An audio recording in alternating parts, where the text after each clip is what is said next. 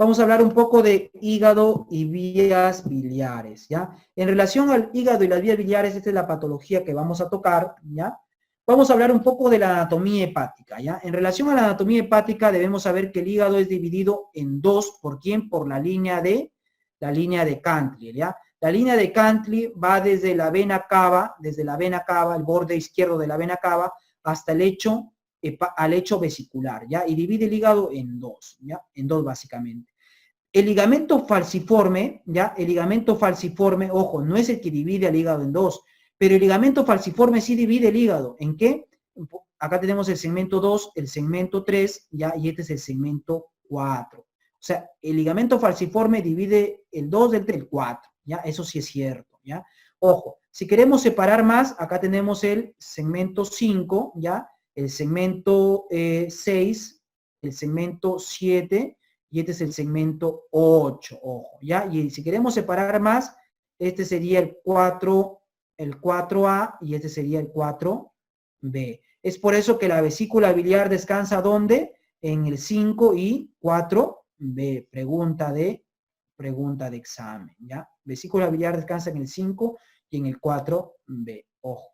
El hígado tiene sus ligamentos suspensorios, como ligamento triangular izquierdo, triangular derecho, ya, ligamento redondo, el ligamento coronario que no se ve acá, ya, pero sin embargo, la estructura que sostiene al hígado no son sus ligamentos, porque en una cirugía sus ligamentos se van a dividir, ojo, ya. La estructura que sostiene al hígado son sus vasos, ya, o sea, la vena cava, porque está unida indirectamente con la vena cava a través de las venas suprahepáticas, ya. De esa manera el hígado está suspendido, ojo. ¿Ya? Acá tenemos un agujero que es el agujero de Winslow, que va a comunicar la transcavidad de los epiplones o la transcavidad retrogástrica, ¿ya? Con la cavidad peritoneal. Ojo, el agujero de Winslow, ¿ya? Bueno. Cuando uno apertura la transcavidad de los epiplones, lo hace para ver, ojo, la cabeza y el cuerpo y la cola del páncreas, ¿ya? Sobre todo el cuerpo y la cola del páncreas, cuando uno apertura la transcavidad de los epiplones. Es pregunta de examen también, ojo. Bueno, entonces acá tenemos entonces habíamos hablado de la línea de Cantley, ¿verdad? No se olviden que la línea de Cantley es la que divide al hígado en dos, ¿ya? Entonces, acá tenemos la famosa segmentación de Coinau, ¿ya? Coinau dividió el hígado en 8 segmentos, como están, que son básicamente los que ya les mencioné.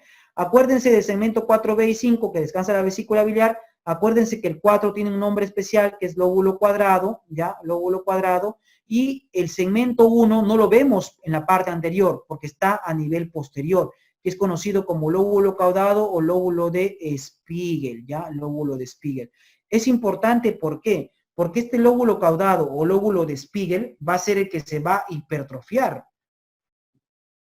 Ojo, se hipertrofia en pacientes cirróticos, ¿ya? Es como el que quiere aguantar y más o menos tener la chamba de hacer toda la chamba del hígado. Ojo, por eso se va a hipertrofiar, ¿ya? ¿Por qué es hipertrofia? Porque recibe irrigación directa y drenaje directo a la circulación sistémica, ¿ya? A diferencia de las otras partes del hígado, que al haber una cirrosis se van a ver afectadas, ¿ya? Ojo. Bueno, también debemos saber un poco en relación a la unidad funcional del hígado, que es el lobulillo hepático, ¿ya? El lobulillo hepático es la unidad funcional del hígado, ¿ya? Lobulillo, ojo, ¿ya? El lobulillo hepático está formado, tiene esta forma de hexágono, como ven acá, ¿ya? Este hexágono, en su centro, ¿a quién tiene? A la vena centro lobulillar, ¿ya? La vena centrolobulillar. Que al final todas las venas centrolobulillares se van a juntar y van a dar igual a las venas, van a dar a las venas suprahepáticas, ¿ya? Suprahepáticas, ojo, ¿ya? Y esto es en el centro, y en las esquinas o en los ángulos de este hexágono del lobulillo hepático tenemos a la triada portal, ¿ya? La triada portal formada ¿por qué? Formada por una rama del conducto hepático, ya, una rama, me acuerdo que ponerle una rama biliar, ya, del conducto hepático, o sea, del hepático común, ya, o sea, donde va a estar la bilis, ya, una rama de la arteria hepática, ya, una rama de la arteria hepática y una rama de la vena porta. Esto da origen a la triada portal, ya, acuérdense, motivo de pregunta, ya. Entonces, deben saber que al hígado llega sangre por la vena porta, el 70% por la vena porta y el otro 30% viene por ¿quién? Por la arteria hepática, ¿ya? Por la arteria hepática, ¿ya? Y toda la sangre sale, ¿por qué? Por las venas suprahepáticas, que son tres, la derecha, la media y la izquierda, la media y la derecha, ¿verdad? Y esta vena suprahepática, ¿dónde va a desembocar? En la vena cava, ¿ya? En la vena cava, ojo. Y obviamente al corazón, ¿ya? También nos van a preguntar en relación a los dos triángulos. Tenemos dos triángulos a nivel de la anatomía hepática. El famoso triángulo de Carot, que es el más pequeño, que tiene como límites el conducto cístico, el conducto hepático común ¿ya? Y la arteria cística. Y dentro de este triángulo de Carot tenemos a ¿quién? Al ganglio cístico o ganglio de Mascagni, ¿ya? O ganglio de Mascagni. Ojo, ¿ya? Y luego tenemos el triángulo hepatocístico o de Boudet, ¿ya? O de Boudet, que está formado por ¿quién? También por el conducto cístico, por el conducto hepático y por el borde inferior de ¿quién? Del hígado, ¿ya? Y tiene como contenido a ¿quién? A la arteria cística, a la arteria cística. Ojo que la arteria cística la mayoría de las veces es rama de la arteria hepática derecha, pero no siempre. Puede ser rama de la arteria hepática común, ya, o de la arteria hepática, del tronco de la arteria hepática, ya puede ser rama incluso de la arteria mesentérica, puede ser rama incluso de la aorta, ya. Entonces, la arteria cística es variable, pero la mayoría de las veces son ramas de ¿quién? De la arteria hepática derecha, ya, ojo. Y vean que la arteria cística generalmente llega por acá, pero llega muy poco al fondo gástrico. Es por eso que en una patología isquémica, la parte de la vesícula que se perfora más frecuentemente es el fondo, ¿ya? El fondo de la vesícula es la parte que se va a perforar, ¿ya? También nos han hecho preguntas en relación a la acción del colédoco. ¿Qué arterias van a irrigar el colédoco, ya? La irrigación del colédoco va a depender básicamente de dos arterias, ¿ya? De la arteria gastroduodenal, como ustedes ven acá, ¿verdad? Y además va a depender de ¿quién? De la arteria hepática derecha, ¿ya? De la rama derecha de la rama derecha de la arteria hepática. Ojo, ¿ya? Bueno, y acá vamos a ver que tenemos dos arterias coledocianas, a las 3 y a las 9 en esos radios. Ojo, ¿ya? A las 3 y a las 9. Esto también ha sido un motivo de pregunta. Ojo, ¿qué arterias van a originar a las arterias coledocianas? La arteria gastroduodenal, acuérdense, ya la gastroduodenal. Y la rama de la arteria hepática derecha, como le decía. Bueno, vamos a ver un poco de fisiología acá del mecanismo de la contracción vesicular, ¿ya? Recuerden que la vesícula biliar en reposo almacena 30-50 mililitros, ¿ya? Y justamente antes del ayuno podría almacenar hasta 150 mililitros, ¿verdad? Correcto, pero la vesícula biliar solo almacena la bilis, no la forma, pero sí la concentra, eso sí, la va a concentrar de 5 a 10 veces, ¿ya? Entonces, ¿qué pasa? Viene la bilis del hígado y viene por acá por los conductos hepáticos, ¿verdad? La bilis quiere salir, ¿verdad? Pero sin embargo se encuentra con un esfínter de Oddi cerrado, ¿ya? El esfínter de Oddi, al encontrarlo cerrado, la bilis va a regresar y la bilis se va a meter a la vesícula de manera retrógrada y de manera retrógrada va a llenar la vesícula biliar. Ojo, a pesar que la vesícula tiene sus válvulas, ojo, las válvulas de Heister, aún así entra la bilis, ¿ya? Entra la bilis de manera retrógrada, ¿ya? Y cuando tú comes tu comida grasosa, te metes tu salchipapa, tu pollito a la brasa, ¿qué va a pasar? El enterocito, ¿ya? El enterocito, ¿ya? A nivel del duodeno, por cierto, va a sintetizar una hormona, que es la colecistoquinina, la CCK. ¿Y la CCK qué va a hacer? Le va a decir a la vesícula, ¿sabes qué, brother? Contráete, y le va a decir al esfínter de Oddi que se abra. Y de esa manera la bilis va a salir y va a emulsificar ¿a quién? A las grasas, ¿ya? A las grasas. Oh.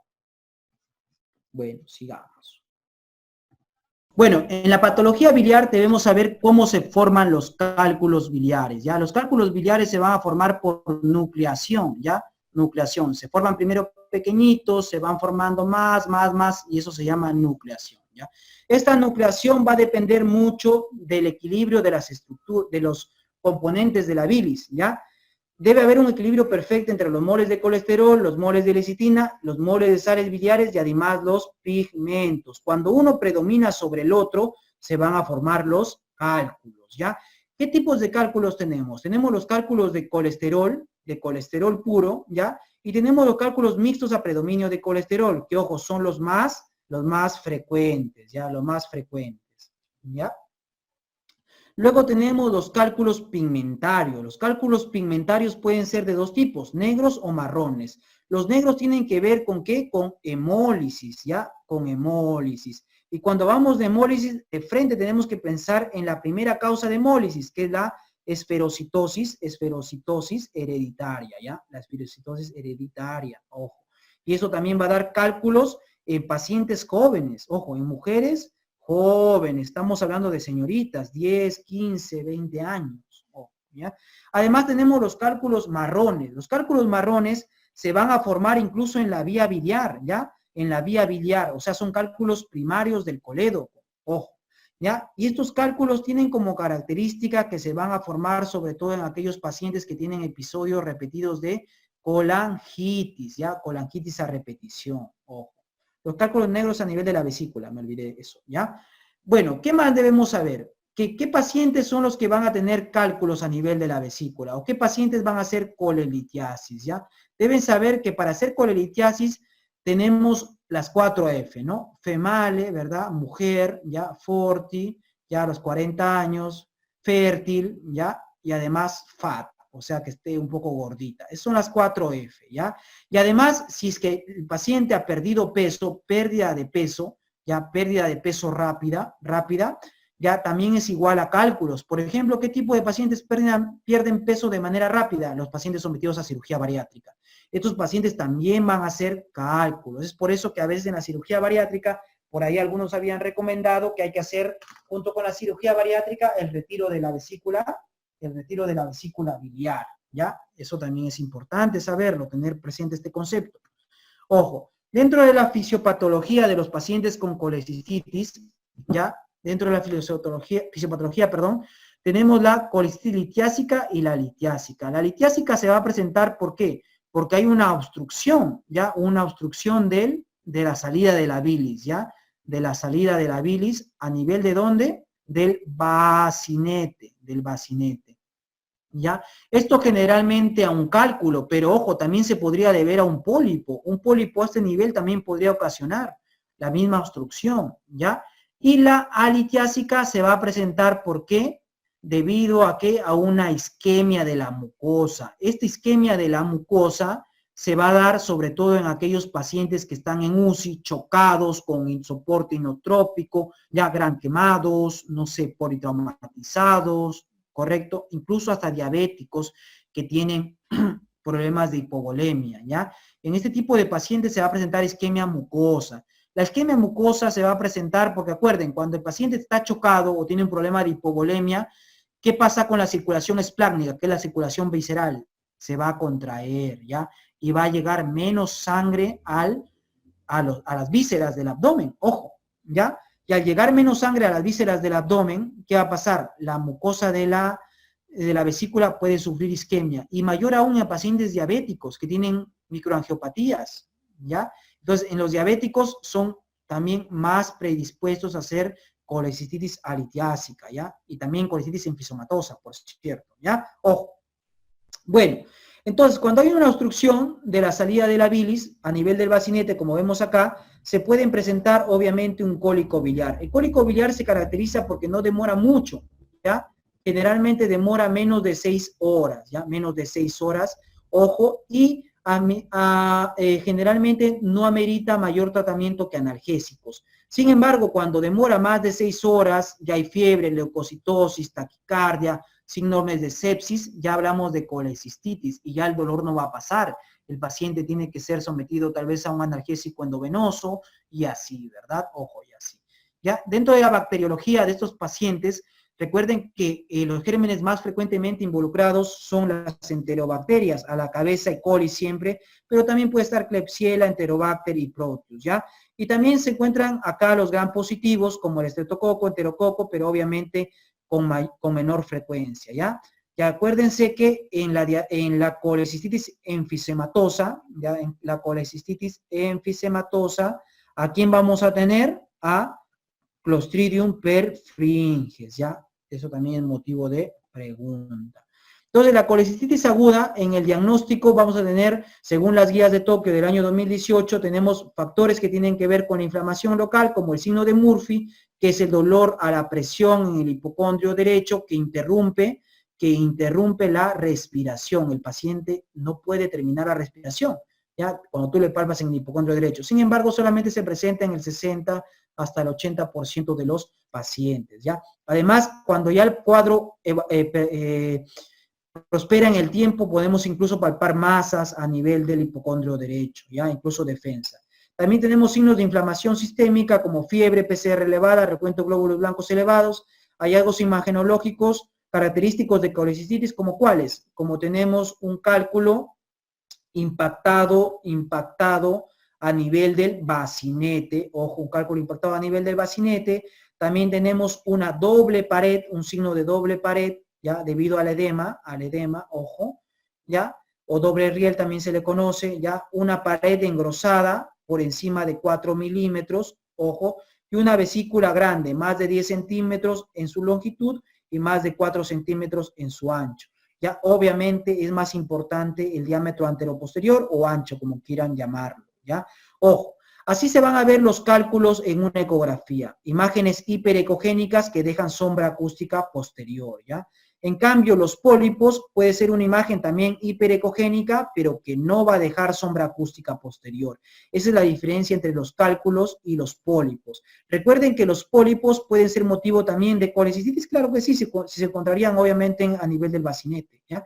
Sin embargo, los pólipos toman importancia, ¿por qué? Porque aquellos pólipos que son mayores a 1 centímetro tienen riesgo de malignidad, ¿ya? Por eso los pólipos mayores a 1 centímetro van a ¿qué? A una ColeLab. Y los pólipos de 0,5 a 1 centímetro se observan. Sin embargo, en la práctica estos pólipos también los operamos, porque nadie quiere tener un pólipo con riesgo de, obviamente, que se transforme en cáncer, ¿ya? Para el estudio de la vesícula biliar y para el estudio de colecistitis y colelitiasis, ya la prueba más sensible es la ecografía. Sin embargo, la ecografía no es la prueba más específica, porque la prueba más específica, ¿cuál es? La gamografía con ácido aminoacético hepatobiliar o IDA, ¿ya? Esta es la más específica. Esta prueba consiste al paciente administrarle un contraste que va a ser metabolizado a nivel del hígado, por eso el hígado se va a pintar, ¿ya? Y que va a ser excretado por el hígado, ¿ya? Y que va a ser eliminado, obviamente, del hígado al duodeno, ¿verdad? ¿Y por qué no se pinta la vesícula biliar? ¿Por qué? Porque habíamos dicho que la vesícula biliar se pinta por retroceso. Entonces, al venir la bilis marcada con IDA, ¿ya? ¿Qué va a pasar? Quiere regresar la bilis y se quiere meter a la vesícula biliar, pero si tenemos un cálculo que obstruye, ¿qué va a pasar? No va a poder entrar, ¿verdad? Entonces, por eso no se ve la vesícula biliar en este estudio. En relación a los grados de colecistitis, tenemos 3 grados, ¿ya? Acuérdense, el grado 1, imagínense como un paciente que está en su casa, ¿ya? Que está en su casa con un poco de dolor, ¿verdad? En el hipocondrio derecho, pero que lo tolera, ¿ya? Luego tenemos la colecistitis grado 3. La colecistitis grado 3 es un paciente que va a estar, ¿dónde? Ojo, en UCI. ¿Por qué va a estar en UCI este paciente? Porque tiene falla orgánica múltiple, ¿ya? Y esta falla orgánica múltiple, obviamente, disfunción cardiovascular con hipotensión, o sea, inestable hemodinámicamente, ¿ya? Además puede tener disfunción neurológica, disfunción respiratoria, disfunción renal, disfunción hepática y además disfunción hematológica que puede cursar con coagulopatías, ¿ya? Coagulopatía, ojo. Entonces, este paciente está muy mal, está inestable hemodinámicamente y está con coagulopatía. Yo les pregunto, ¿ustedes operarían a un paciente así? No, ¿verdad? No se opera. ¿Por qué? Porque lo vas a matar. Ojo.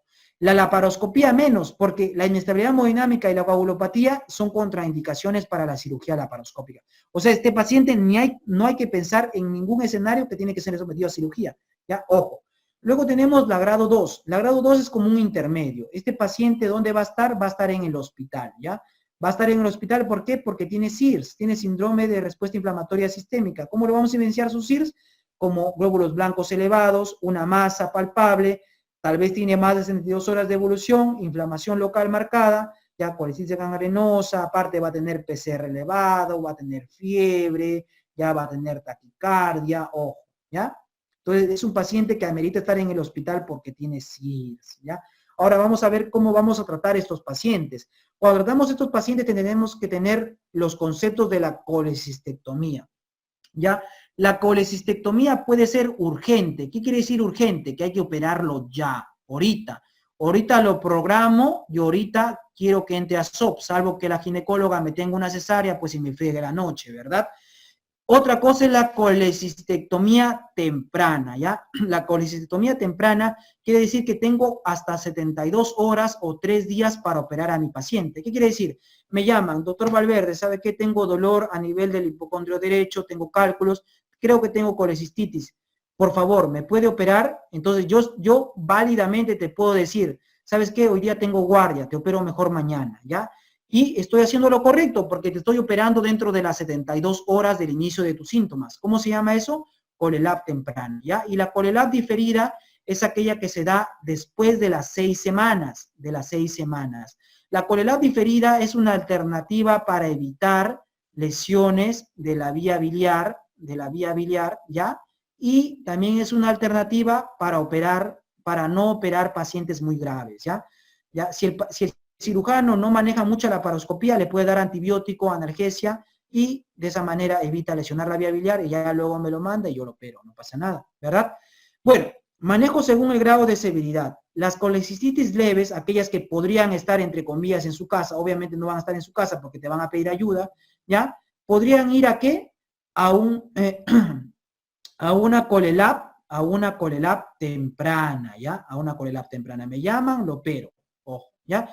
En cambio, la colecistitis moderadas o grado 2, también, ojo, también pueden ir a una colelab temprana, Sin embargo, acuérdense que la colecistitis, así sea leve o moderada, pero si es alitiásica, o si es un paciente diabético, o si es un paciente inmunosuprimido, ¿ya?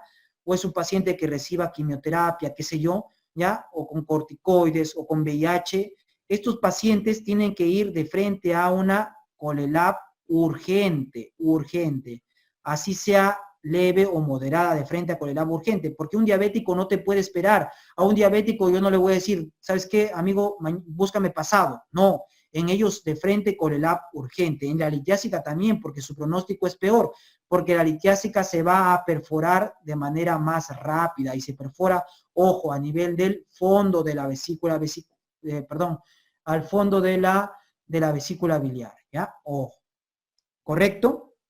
Luego tenemos la colecistitis severa o grado 3. Este paciente, ¿dónde se encontraba? Moderada o grado 2 se encontraba en el hospital, ¿verdad? Severa o grado 3 se encontraba en UCI porque tenía falla orgánica, ¿verdad? Y estaba inestable hemodinámicamente y tenía coagulopatía, ¿verdad? Entonces, como está inestable hemodinámicamente, tiene coagulopatía, o sea, la paroscopía jamás, pues, porque son contraindicaciones. Entonces, estos pacientes hay que estabilizarlos. ¿Y cómo le estabilizamos? Drenándole la vesícula biliar. Hay que drenarle la vesícula biliar, ¿ya? ¿Cómo se drena la vesícula biliar? Mediante este gráfico que vemos acá, mediante una colecistostomía percutánea, ¿ya? Y de esta manera vamos a sacar la pus que justamente va a estar a nivel de la vesícula biliar, y obviamente vamos a evitar que se reviente, pues que haga una peritonitis biliar, ¿ya? Ese es el tratamiento. Esto acá lo vamos a ver con mayor exactitud, ¿ya? Y para que se les quede grabado en las siguientes fases con preguntas, ¿ya? Bueno, continuando, ahora vamos a hablar de las complicaciones de la colelitiasis, ¿ya? Dentro de las complicaciones tenemos el famoso síndrome de Mirici, ¿ya? Debemos saber que el síndrome de Mirici se va a presentar en aquellos pacientes que tienen cálculos grandes, generalmente aquellos que tienen cálculos mayores a 3 centímetros, ¿ya? Estos cálculos grandes, mayores a 3 centímetros, van a ejercer un efecto de gravedad simplemente, ¿ya? Comprimiendo de manera extrínseca la vía biliar, por ejemplo en el tipo 1, pero a veces esta compresión es tanta que se forma una fístula entre la vesícula y el colédoco. Ojo, cuando esta fístula es de 33%, hablamos de mirisis tipo 2, cuando esta fístula es de 66%, hablamos de mirisis tipo 3, y cuando la fístula ya prácticamente es total, quiere decir que la vesícula y el colédoco son uno solo, ya hablamos de tipo 4. Y bueno, ahora le han agregado el tipo 5, ya el tipo 5 le han agregado en razón a la fístula colecisto-entérica, ¿ya? Y debemos recordar que la fístula colecisto-entérica más frecuente es la fístula colecisto-duodenal, ¿ya? Entonces, cuando tenemos un mirice tipo 5 con fístula colecisto-duodenal, el cálculo va a pasar de la vesícula hacia el duodeno, y esto va a puede desencadenar dos problemas. Uno, al pasar el cálculo, acá en esta imagen, ojo, al pasar el cálculo de la vesícula al duodeno, el cálculo se puede quedar impactado a nivel del duodeno, y eso origina un síndrome, una obstrucción intestinal llamada síndrome de Bove-Bouveret, ¿ya? Algo así como un duodeno biliar sería, ¿verdad? Como un duodeno biliar o síndrome de Bouveret. En cambio, esto de acá no es lo más frecuente es que el cálculo progrese, ¿verdad? Progrese, y se quede atracado a nivel del ilion terminal, a nivel de la válvula iliocecal, originando el famoso ilio biliar, ¿ya? Y el ilio biliar tiene una triada, formada por ¿qué? Aerobilia. La aerobilia es lo más específico del ilio biliar, acuérdense, ya es pregunta de examen, ¿ya? La aerobilia se va a dar, ¿por qué? Porque así como en una fístula colecisto-duodenal, los cálculos pasan de acá hacia acá, también el aire va a pasar desde el duodeno a la vesícula, y de la vesícula al conducto hepático, y del conducto hepático hacia el hígado. Por eso incluso hasta el hígado podemos ver aire a nivel de los conductos hepáticos, ojo, ¿ya? Entonces, aparte de la aerobilia, que es lo más específico, vamos a tener un paciente con obstrucción intestinal, y además, si le tomamos una plaquita de abdomen, una RX de abdomen, vamos a encontrar una imagen radiopaca en cuadrante inferior derecho. Esto debido a que es un cálculo. Ojo que no todos los cálculos son radiopacos, ¿ya? Menos del 30% de los cálculos solamente son radiopacos, ojo, ¿ya? Bueno, deben saber que la fístula colecisto-entérica más frecuente es la fístula colecisto-duodenal, justamente, ¿ya? A veces han preguntado en el tratamiento del síndrome de Mirici, y el tratamiento del síndrome de Mirici va a depender del tipo de Mirici que tenemos. Ojo, en el tipo 1 basta la Colelab, ya basta una cirugía de tipo Colelab. En cambio, en el Mirici tipo 2 ya no es suficiente la Colelab. Aparte de la Colelab, tenemos que colocar un Dren Care, ¿ya? Un Dren Care a nivel de ¿qué? De justamente esa fístula pequeñita de 33%, ahí vamos a colocar un Dren Care, como ustedes ven acá, ¿ya? Y ese Dren Care ya lo sacamos pues a las 3 semanas más o menos, ojo, ¿ya? El Mirici tipo 3 y tipo 4 tienen que ir a derivación biliodigestiva, ¿ya? Biliodigestiva. Como en este ejemplo, perdón, que estamos viendo una hepatoduodeno anastomosis, ojo, ¿ya? Así se reconstruye el Mirici tipo 4. Y el Mirici tipo 5, que es la fístula, perdón, la fístula colecisto-duodenal, ¿ya? La fístula colecisto-duodenal no se opera de entrada, ojo, no amerita un tratamiento quirúrgico, salvo que, obvio, predisponga a colangitis o algo así, ¿ya? Pero a veces simplemente el paciente no tiene nada, ¿ya? Entonces no amerita un tratamiento. Lo que sí amerita tratamiento es el ilio biliar, ¿ya? El tratamiento del ilio biliar consiste en ¿qué? En hacer una enterotomía. ¿Qué quiere decir enterotomía? ¿Ya? Abrir justamente el intestino, ¿ya? Sacar el cálculo y volver a cerrar el intestino, ¿ya? Enterotomía.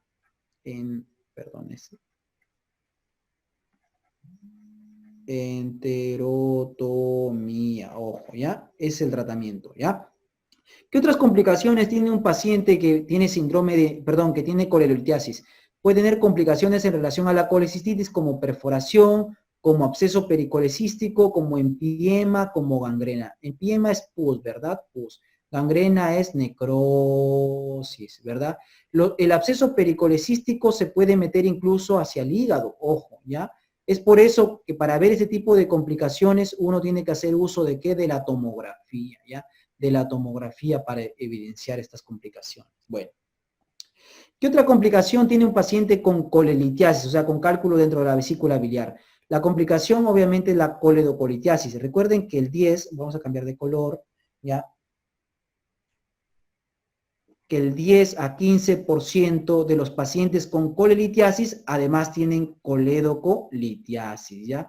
La coledocolitiasis puede ser primaria. ¿Qué quiere decir? Que se forma el cálculo de frente a nivel del colédoco. Por ejemplo, que los cálculos marrones, ¿verdad? Marrones debido a colangitis repetitivas, ¿ya? O también algún tipo de enfermedades que predispongan a la formación de cálculos, por ejemplo, los quistes del colédoco, también puede dar coledocolitiasis primaria, ¿ya? Ojo, y tenemos la coledocolitiasis secundaria, eso quiere decir que el cálculo no se ha formado en el colédoco, que viene de la vesícula biliar, ¿ya? De la vesícula biliar. Y acá tenemos que saber diferenciar el término de coledocolitiasis residual. ¿Qué quiere decir coledocolitiasis residual? Que te operan de la vesícula, te sacan la vesícula, una colelab, y te hacen un control y te encuentran cálculos dentro del colédoco hasta los 2 años, ¿ya? Hasta los 2 años posterior a tu cirugía. Eso se conoce como coledocolitiasis residual, que más o menos es el mismo valor, 10 a 15% de los pacientes, ¿ya? Los síntomas, un paciente con coledocolitiasis va a tener dolor, ¿ya? Va a tener dolor a nivel epigástrico, a nivel del mesogastrio. Ese dolor se va a irradiar ¿hacia dónde? Hacia la espalda, ¿ya? Hacia la espalda, la zona interescapular, ojo, ¿ya? Y además que va a estar asociado de vómitos y además de ictericia, ¿ya? En los signos vamos a tener obviamente la ictericia de escleras y de mucosas, ¿verdad? Bueno, y básicamente la ictericia, ¿verdad? Básicamente la ictericia, aunque, bueno, también como signo sería que la coluria, ¿verdad? Por eliminación de los pigmentos biliares a través de la orina, ¿ya? Sobre todo de la bilirrubina de tipo directa, ¿ya? Coluria y también acolia. Acolia quiere decir que las heces comienzan a salir ya no tan amarillas, ¿verdad? Pierden su color. Eso se conoce como acolia, ¿ya? Ojo. Las complicaciones de un paciente con coledocolitiasis, obviamente tenemos a la cabeza la colangitis, ¿verdad? También puede ser, obviamente, pero también puede desarrollar el paciente pancreatitis, ¿ya? Pancreatitis, ¿correcto?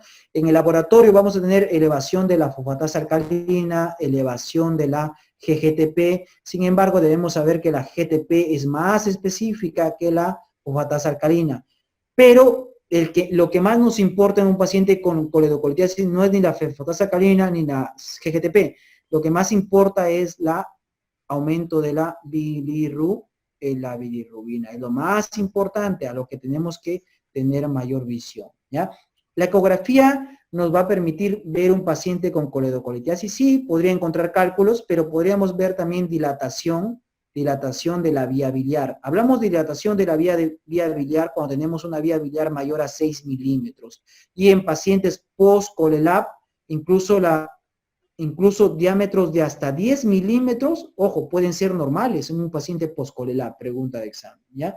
La colangiografía intraoperatoria también es útil, ojo, es útil. ¿Cuándo hacemos colangiografía intraoperatoria? Cuando entramos a sala con un paciente levemente ictérico, por ejemplo, ¿ya? Cuando entramos a sala con una vía biliar dilatada, ¿ya? Vía biliar dilatada, ¿correcto? ¿Ya? Ojo, en estos casos vamos a hacer una colangiografía intraoperatoria. Y si la colangiografía intraoperatoria me sale positiva, ¿ya? Tendría que, luego de sacarle la vesícula al paciente, inmediatamente hacerle una CEPRE para quitarle el cálculo. Es más, esta CEPRE se podría hacer en el intraoperatorio, ojo, en el intraoperatorio, ¿ya? Hay lugares donde se podría realizar, ahí mismo en sala, ¿ya? La colangioresonancia magnética nuclear es el principal examen no invasivo, ¿ya? No invasivo, es el principal examen, ¿ya? Va a permitir ver con claridad la vía biliar y la coledocolitiasis. Es como decir algo así como el gol estándar no invasivo, ojo, ¿ya? La ecoendoscopía también es bastante específica, bastante sensible, pero el problema es que es invasiva, ¿ya? Es invasiva, ojo. Y la CEPRE debemos saber que es el gol estándar. La CEPRE sigue siendo el gol estándar para coledocolitiasis. ¿Por qué? Porque la CEPRE nos va a permitir ver el cálculo. Podemos ver el cálculo, es la única manera de ver el cálculo, ¿ya? Por eso es el gol estándar, ¿ya? Y además de ser gol estándar de diagnóstico, también es el tratamiento. Pero ¿por qué no realizarla de manera inicial? Porque tiene complicaciones, ¿ya? Y dentro de sus complicaciones tenemos a la cabeza, ¿qué? La pancreatitis. La pancreatitis se presenta en aproximadamente el 5%. También puede haber complicaciones de la CEPRE como perforación del duodeno, como hematomas a nivel del duodeno, ¿ya? Bueno, ojo. La coledocolitiasis la vamos a estudiar de diferentes maneras, ¿ya? De diferentes maneras. Ojo. Sin embargo, la Sociedad Americana de Gastroenterología Endoscópica dio unos lineamientos para establecer grupos de riesgo, ¿ya? Tenemos pacientes con riesgo bajo, menos del 10% de riesgo, pacientes con riesgo intermedio, ¿ya? De 10 a 50% de riesgo, y pacientes con riesgo alto, mayor al 50% de riesgo. Estos grupos se van a estratificar de acuerdo a los predictores. Tenemos predictores muy fuertes de coledocolitiasis, como que identificar el cálculo en una ecografía, ¿ya? O un cuadro clínico indicativo de colangitis o una bilirrubina mayor a 4, también son criterios muy fuertes. Los criterios fuertes son una vía biliar dilatada o una bilirrubina entre 1.8 y 4, ¿ya? Y los predictores moderados tenemos las alteraciones de la función hepática, la edad mayor a 55 años y el cuadro clínico de pancreatitis biliar, ¿ya? Entonces vamos a juntar estos factores y vamos a establecer grupos de riesgo. Ya acá está cómo se juntan para establecer grupos de riesgo. Sin embargo, para la práctica y para las preguntas, debemos saber que el grupo de riesgo alto, o sea, aquel que tiene 50% de probabilidad de tener coledocolitiasis, va a ser sobre todo aquel paciente, ¿ya?, que tiene una prueba de imagen con cálculo, ¿ya? Esa prueba de imagen puede ser una ecografía, puede ser una colangioresonancia magnética nuclear, puede ser incluso una tomografía, o puede ser también una ecografía endoscópica, una ecoendoscópica. Si tenemos cualquiera de estas pruebas con cálculo, que informen cálculo en el colédoco, ¿ya? La ecoabdominal, por cierto, ¿ya? Entonces, de frente el paciente lo estratificamos como grupo de riesgo alto. ¿Y qué deberíamos hacer con ese paciente? De frente va hacia una CEPRE, ojo, a CEPRE, ¿ya? A CEPRE. Y luego, obviamente, de la CEPRE habría que operar al paciente en la misma hospitalización del cálculo a nivel del colédoco, ya, a nivel del colédoco. Luego tenemos pacientes con grupo bajo. Pacientes con grupo bajo son que no tienen nada, pues, ¿no? Que no tienen nada que nos haga sospechar que tiene coledocolitiasis. Ese paciente simplemente va a su colelab. El problema son con el grupo intermedio. Y dentro del grupo intermedio, básicamente en las preguntas nos van a poner un paciente con dilatación del colédoco, ¿ya? Dilatación del colédoco, pero sin cálculos, así nos van a poner. Y además de la dilatación del colédoco, nos pueden poner que tiene fosfatasa caída elevada, pero no mucho, GGTP elevada, pero tampoco mucho, y bilirrubina elevada, pero tampoco mucho, no mayor de 4, ¿ya? Y así nos van a poner en la pregunta y nos van a decir qué hacer, ¿ya? Obviamente, lo que vamos a elegir va a depender en qué momento estamos, en qué momento se encuentra el paciente. Si el paciente se encuentra en sala de operaciones, ya lo estamos operando, ¿verdad? El paciente entró a sala y de repente, pues, como el interno se quedó dormido, no sé, qué sé yo, no quiero maletear a los muchachos, pero vamos a ponerlo como ejemplo, ¿ya? No se dieron cuenta de que la ecografía decía dilatación del colédoco, o no se dieron cuenta de que tenía bilirrubinas en 3, no se dieron cuenta que el paciente tenía fosfatasa alcalina elevada o GTP elevada. Entonces, como el interno llegó corriendo a sala de operaciones y le dijo, doctor, ¿sabe qué? El paciente tiene el colédoco dilatado. O el mismo cirujano en la cirugía se dio cuenta que el colédoco estaba dilatado, entonces eso le hace sospechar que el paciente puede tener coledocolitiasis. Entonces, de inmediato el cirujano, ¿qué va a hacer? Una colangiografía intraoperatoria. Si la colangiografía intraoperatoria sale negativa, culmina su colelab. Pero si la colangiografía intraoperatoria o los centros que tienen ultrasonido endoscópico, ultrasonido laparoscópico, si en estas pruebas sale positivo, ¿qué pasaría? Tengo dos opciones, ¿ya? O termino mi colelab y inmediatamente después de la colelab hago mi CEPRE, ojo, o incluso dentro de sala, ojo, también puedo hacer la CEPRE, ¿ya? Otra opción es, que por cierto debe ser tal vez la más frecuente, ¿ya? dentro de sala, hago mi exploración de la vía biliar laparoscópica. Exploro la vía biliar y si hay cálculos, obviamente los retiro. Y luego de explorar la vía biliar, ojo que la vía biliar se explora con una coledocotomía, ¿ya? Luego de explorar la vía biliar, ¿qué voy a hacer? Voy a colocar un Drenker, ya un Drenker a nivel, así como ven acá. Y ese Drenker lo voy a retirar a las 3 semanas, luego que descarto que el paciente se haya quedado con un calculito en la vía biliar. Todo eso es motivo de pregunta. Esto acá lo vamos a evidenciar o lo vamos a fijar mejor con las preguntas, ¿ya? Pero toda pregunta de coledocolitiasis se resuelve con este resumen que les he hecho. Toda, absolutamente toda, ¿ya? Entonces, ante la duda diagnóstica, en el preoperatorio, ya cuando tengo riesgo intermedio de coledocolitiasis en el preoperatorio, ¿qué debo hacer? Colangioresonancia o econdoscopía, ¿ya? Entonces, la prueba ante la duda diagnóstica siempre va a ser la colangioresonancia, ¿ya? La colangioresonancia es la prueba ante la duda diagnóstica, ¿ya? Así como la prueba ante la duda diagnóstica de apendicitis aguda, ¿cuál era? Tomografía, ¿verdad? La prueba ante la duda diagnóstica de coledocolitiasis, ¿cuál es? Colangioresonancia, ¿ya? Colangitis. Debemos saber que la colangitis es una complicación generalmente de la coledocolitiasis, ¿ya? Ojo. Bueno, entonces la definición de la colangitis es pus en la vía biliar, ¿ya? Pus en la vía biliar. Ojo, y esta pus está ahí, pero a reventar la vía biliar de pus. ¿Por qué esta atención? Porque generalmente hay una coledocolitiasis que obstruye la salida de la pus, ¿ya?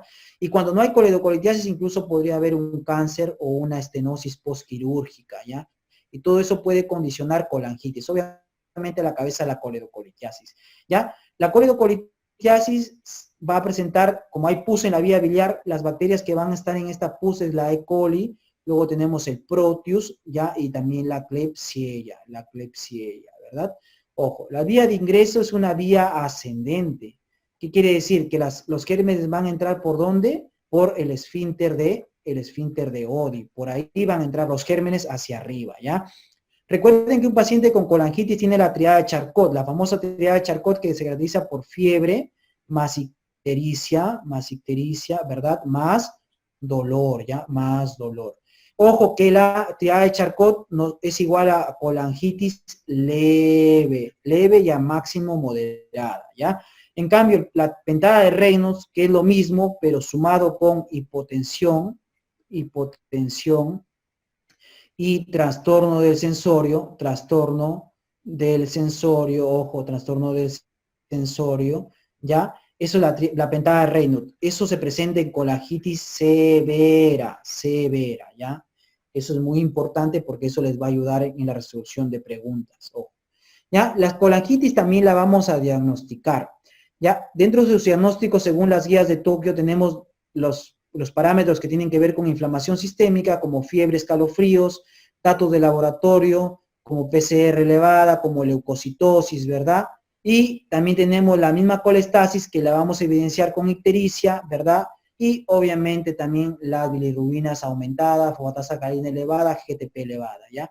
Y estudios de imagen donde vamos a encontrar que dilatación biliar o evidencia de estenosis, piedra o estén a nivel de la vía biliar, ¿ya? Sumamos esto, restamos y nos va a salir más o menos el diagnóstico de colangitis, ¿verdad? Diagnóstico de colangitis. Esto de acá no nos preguntan en realidad, porque ya más o menos a estas alturas de nuestra vida, y ustedes también, ya van a saber cómo diagnostican colangitis. Lo que nos van a preguntar es el manejo, ¿ya? ¿Y cómo es el manejo? Va a depender del grado de severidad. Vamos a empezar con el grado 1. Así como en colecistitis habíamos hecho una analogía, vamos a hacer igual, ¿ya? En el grado 1 es un paciente que está en su casa, ¿ya? Que está en su casa. Y digo que está en su casa también porque puede ser manejado ambulatoriamente, ojo, ¿ya? Ambulatoriamente, ¿ya? Es un paciente que tiene posiblemente fiebre, posiblemente un poco de ictericia y posiblemente un poco de dolor, ¿ya? Pero está lo suficientemente estable para que reciba un tratamiento ambulatorio, ¿ya? La colangitis grado 3 es la contraparte. Este paciente, ¿dónde va a estar? Va a estar en UCI. ¿Por qué está en UCI? Porque está chocado, ¿ya? ¿Y por qué está chocado? Porque tiene falla orgánica múltiple, como disfunción cardiovascular, como hipotensión, como disfunción neurológica, respiratoria, renal, hepática, o hematológica. Está bueno, está muy mal, ¿ya? Puede tener incluso coagulopatía, ¿ya?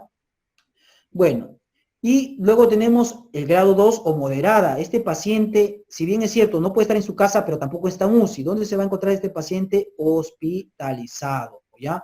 Y hospitalizado, ¿por qué? Porque tiene síntomas de SIRS, síndrome de respuesta inflamatoria sistémica, que lo vamos a ver con glóbulos blancos elevados, con fiebre alta, la edad también mayor de 75 años, bilirrubinas aumentadas, ¿ya? Hipoalbuminemia, PCR aumentada, ya fiebre, taquicardia y todo eso que nos hace pensar que el paciente amerita un manejo hospitalario, ¿ya? Entonces, de acuerdo a los grupos de severidad, se va a dar el manejo. Los pacientes que tienen una colangitis grado 1, ¿ya? Grado 1, estos pacientes van a ser manejados de manera ambulatoria, ojo, ambulatoria. Se le da antibióticos por 7 a 10 días, ¿ya? Y luego de los 7 a 10 días lo llamas a tu paciente cuando ha acabado su curso de antibióticos y le dices que hay que someterlo ¿a qué? A un procedimiento endoscópico para quitarle el cálculo. ¿Por qué? Porque si tiene colangitis posiblemente se debe a cálculos. Por eso hay que someterle a un tratamiento que ahora le voy a explicar, ¿ya? La colangitis grado 2, este paciente está hospitalizado, ¿verdad? Como se encuentra hospitalizado, ¿qué debo hacer? Darle antibióticos, ¿verdad? Mejorar su estado general y luego de mejorar su estado general, tengo que someterle a un drenaje de la vía biliar, ojo, drenaje de la vía biliar.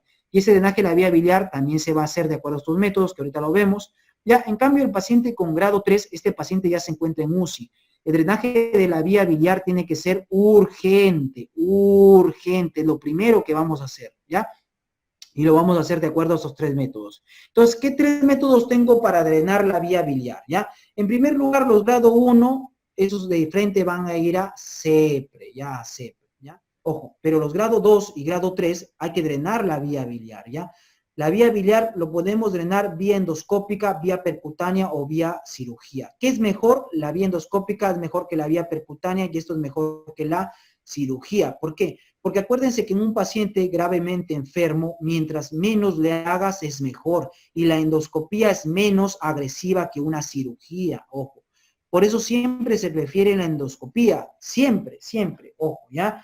Y el drenaje mediante vía endoscópica, su nombre correcto es papiloesfinterotomía más stent nasobiliar, ¿ya?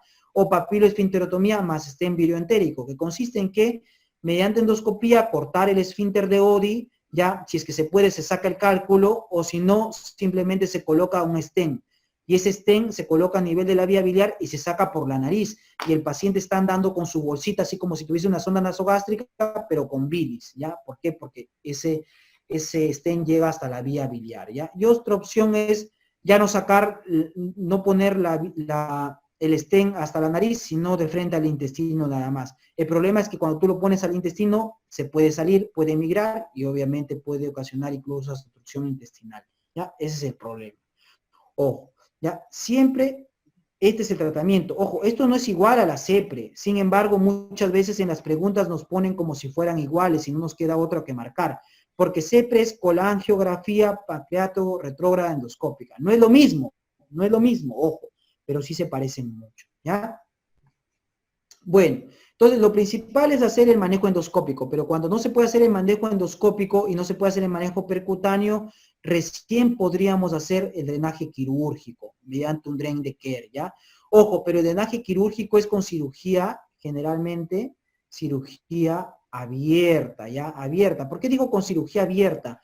Porque posiblemente el paciente, sobre todo los grado 3, está con inestabilidad hemodinámica y esto contraindica la laparoscopía, o está con coagulopatía y esto también contraindica la laparoscopía.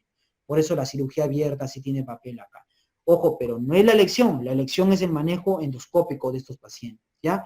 Vamos a hablar un poco del cáncer de la vesícula biliar, ¿ya? Dentro del cáncer de la vesícula biliar vamos a representar un paciente típico que puede tener cáncer de vesícula biliar. Un paciente típico es una mujer ya más o menos de 70 años, ya obesa, ya, que le gusta fumar, tabaco, ya que tiene historia de colecistitis crónica, ya, que tiene un cálculo grande, mayor de 3 centímetros, que tiene una vesícula en porcelana, ya, vesícula en porcelana, y además para remate le gusta fumar, ¿ya? Y además tiene sobreinfección de la vesícula, ¿con qué? Con salmonela, con salmonela. Y más o menos este paciente tiene todos los boletos, ¿para qué? Para llevarse un cáncer de vesícula biliar a la casa, ¿ya? El cáncer de vesícula biliar puede ser diagnosticado de manera incidental en una ColeLab, ¿ya? ¿Qué tal si tú operas una ColeLab, mandas la vesícula biliar a estudiar y te sale que tiene un cáncer in situ? ¿Qué debes hacer? Pues nada, porque la colestomía laparoscópica es curativa, para, entre comillas digo curativa, para el cáncer in situ, ¿ya? Sin embargo, tienes que observarlo, ojo, tienes que observarlo con ecografías seriadas, ¿ya? Pero cuando tienes un carcinoma T2, que ya no es in situ, este paciente tiene que someterse a una colecistectomía radical más resección de los segmentos 4B y 5. ¿Por qué? Porque ahí descansaba, ¿quién? La vesícula biliar, o resección en cuña también se le llama, ojo, ¿ya? O perdón, podría ser una resección en cuña también de los segmentos, ¿ya? Eso es básicamente lo que hacemos con un paciente con cáncer de vesícula biliar. Luego tenemos el cáncer de la vía biliar. El cáncer de la vía biliar o colangiocarcinoma es un adenocarcinoma, ojo, es un adenocarcinoma que se va a presentar con mayor frecuencia en el tercio proximal de la vía biliar, o sea, la vía biliar que tiene que ver con los conductos hepáticos y con el conducto hepático común. Ahí es más frecuente, ¿ya? Está relacionada, también tiene factores de riesgo. Los factores de riesgo que nos pueden preguntar cuáles son, vamos a ponerlos por acá. ¿Ya? En primer lugar, quistes del colédoco. Los quistes del colédoco son factores de riesgo para colangiocarcinoma. Además, la colangitis esclerosante primaria también, ¿verdad? Además que problemas de parásitos a nivel de la vía biliar como la fasciola hepática, ojo. Ya, bueno, tabaco también se relaciona, ¿verdad? La colangitis a repetición también se ha relacionado, coledocolitiasis primaria también se ha relacionado y todo eso, ¿verdad? Pero lo que nos preguntan con mayor frecuencia es en relación al tumor de Klatskin y nos dicen, ¿qué es el tumor de Klatskin? El tumor de Klatskin es un tumor que invade, ¿qué? La confluencia de ambos conductos hepáticos, o sea, acá, el hilo hepático, que puede ser este o puede ser esto, ¿ya? Que invade esta zona, la confluencia de ambos conductos hepáticos, ¿ya? Ojo, este es un tumor de Klatskin, pero la clasificación no es clasificación de Klatskin, la clasificación de los colangiocarcinomas es la clasificación de Bismuth-Corlett, ¿ya? Bismuth-Corlett. El tratamiento de estos pacientes consiste en resecar la vía biliar, ¿ya? Y muchas veces incluso hay que resecar la vía biliar con el lóbulo caudado, porque está cerquita, ojo, ¿ya? Con un lóbulo caudado o lóbulo de Spiegel. Es algo más complejo, pero que les digo por si acaso les preguntase, ¿ya? Además, tenemos que hablar un poco de las lesiones de la vía biliar. Y cuando hablamos de las lesiones de la vía biliar, tenemos que hablar de la clasificación de Strasberg-Bismuth, ¿ya? Esta clasificación de lesiones la dejo acá para su cultura, ¿ya? Sin embargo, debemos saber que la lesión de la vía biliar puede ser parcial o puede ser total. Cuando la lesión es parcial, involucra menos del 50% de la circunferencia de la vía biliar, se puede hacer una reparación primaria. Ojo, cruzando los dedos de que luego de tu reparación primaria, o sea, suturarlo, no se estenose, porque es muy probable que se estenose, ¿ya? Sin embargo, cuando la disrupción de la vía biliar es total, se tiene que hacer generalmente una derivación biliodigestiva. Esto no es dogma, o sea, no es que siempre va a ser así, pero para el examen, que es lo que nos importa, así lo debemos ver, ¿ya? Y la derivación biliodigestiva va a ser de dos tipos, olvidémonos de esto por ahora, ¿ya? La derivación biliodigestiva va a ser de dos tipos, la derivación al duodeno o la derivación al yeyuno, ¿ya? ¿Qué es lo que debemos elegir, ya? En primer lugar, miren la derivación al yeyuno, una hepatoyeyunostomía, ¿ya? La hepatoyeyunostomía o la colédoco-yeyunostomía, dependiendo qué une, si el colédoco o el conducto hepático, ¿ya? Bueno, este tipo de cirugías que son estas de acá, si ustedes se dan cuenta, tiene varias anastomosis, ¿ven? Una anastomosis, perdónenme, una anastomosis, otra anastomosis, acá está cerrado. Entonces, es una cirugía compleja. Y como es una cirugía compleja, tiene riesgo de complicaciones. Como tiene riesgo de complicaciones, yo las voy a hacer en jóvenes, pero no en ancianos, porque un anciano si se complica se puede morir, ¿ya? En cambio, esta cirugía en la cual uno anastomosa la vía biliar al duodeno, si se dan cuenta, es una cirugía más simple, simplemente une la vía biliar al duodeno. Como es simple, tiene pocas complicaciones posoperatorias. Entonces, ¿en qué tipo de pacientes la voy a hacer? En pacientes ancianos, ¿ya? Sin embargo, este tipo de cirugía tiene un efecto que se llama el efecto de sumidero, que quiere decir que la comida viene por acá y se sube, ¿ya? Y se sube, y con la comida se suben, ¿qué? Los gérmenes, sobre todo. Y al subirse los gérmenes, ese tipo de cirugía va a condicionar colangitis a repetición, ¿ya? Y al tener paciente con colangitis a repetición, obviamente se puede morir por eso. Pero ojo, se prefieren ancianos a pesar de ello, ¿ya? Debido a que prefiero que el anciano, pues obviamente supere el acto quirúrgico, el acto quirúrgico, ¿ya? A que someterlo a una cirugía más grande y se nos muere en la operación, ¿ya? Entonces, obviamente la colangitis es un riesgo, pero ya pues cuando eres ancianito ya de algo tienes que partir, ¿verdad? Entonces, en un paciente joven ya no, pues en un paciente no le puedes hacer este tipo de cirugías, ¿por qué? Porque condenarías al joven a que tenga colangitis a repetición y el joven se va a acordar de ti y tu mamá por siempre, ¿ya? Ojo.